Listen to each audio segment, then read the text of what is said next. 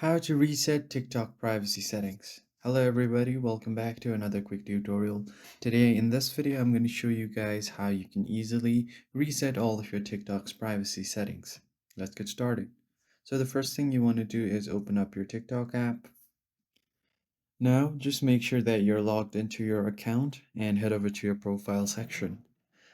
And all you have to do is tap on the hamburger menu at the top right, which will pop up your settings and privacy menu. Just tap on it. From here, you want to head over to the privacy section. So here you see different settings like discoverability, which means if you want to make your account private, you can just toggle this on and it will make your account private.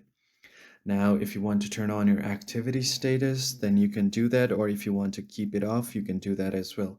When this is off, your friends will not be able to know when you are active, and when you turn it on, you will have a green dot beside your profile indicating that you're active. So if you want your account to be suggested to others, you like your contacts, your Facebook friends, or people who open or send links to you, you can enable all of these options as well. And if you want to sync contacts from contacts or Facebook friends, you can do that as well. Now here on your comments and mentions, you can allow comments from followers, friends, or no one. Or if you have a public profile, you can allow comments from everyone on the internet.